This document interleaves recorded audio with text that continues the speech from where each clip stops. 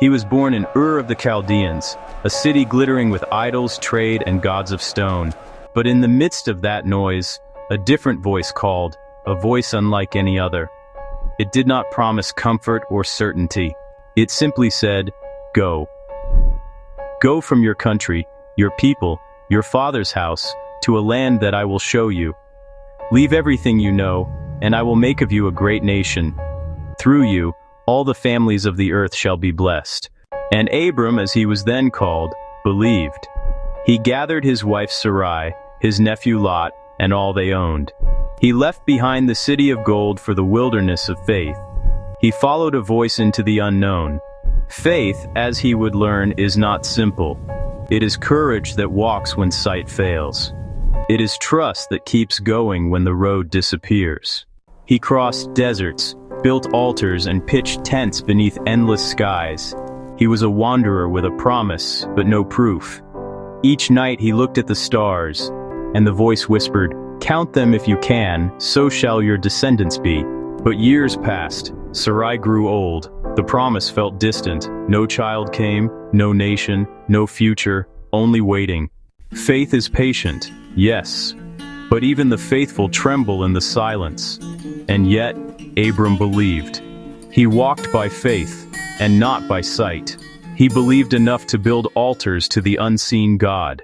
But faith does not grow in isolation. It is tested in the everyday, in disputes over wells, in the hospitality shown to strangers, in the quiet obedience of small choices.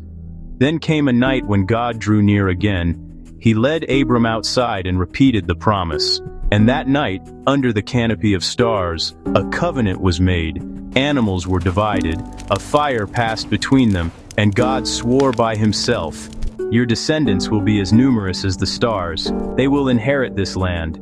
And through your line, the world will be blessed." Years went on, still no child. So Sarai, weary of waiting, made her own plan. She gave her servant Hagar to Abram, and Hagar bore a son, Ishmael. But human shortcuts cannot fulfill divine promises. The household became divided, tension rose, family arguments. And yet, even here, God showed mercy. He saw Hagar in her exile and promised to bless her son too. Then, when Abraham was 99, the voice came again. His name was changed. Abram became Abraham, meaning father of many. Sarai became Sarah, princess of nations. And the Lord said, "At this time next year, Sarah will bear you a son." She laughed. How could she not? Her body was long past childbearing. Her hope was long buried. But her laughter itself became the sign of faith. The child was born and named Isaac, meaning he laughs. A great joy, born out of impossibility. But faith, once given, must be tested, and the greatest test was still to come. One morning the voice called again. "Abraham, here I am. Take your son, your only son, whom you love, Isaac.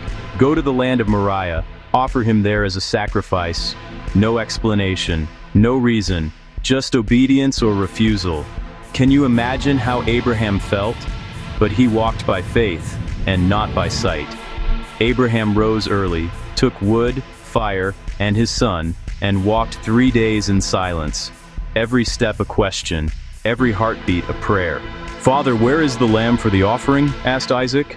"God will provide," replied Abraham. Abraham built the altar. He bound his son. He raised the knife. And then a voice broke through the silence. "Abraham, do not lay a hand on the boy." Suddenly, a ram appeared, caught in a thicket. The promise was not meant to end in death, but to reveal a truth. God provides. God is faithful. Faith is costly, but not cruel. Abraham walked by faith.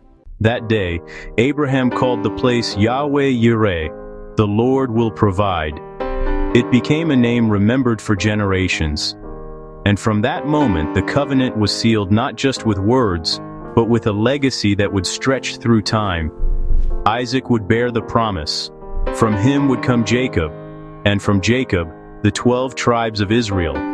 From that nation, one day, another promised son would come, one who would climb another hill, carrying wood on his back, offering himself as the final sacrifice. The story of Abraham is not just ancient history. It is the story of faith itself. Faith that leaves comfort for calling. Faith that waits when hope seems barren. Faith that trusts even when understanding fails. Abraham walked into the unknown, and in his walking, a people were born. A covenant was made. A promise became eternal. And through that promise, the whole world was invited to believe. Do you walk by faith? Let us know in the comments. Abraham walked by faith, not by sight. Subscribe to the Primal Text for more.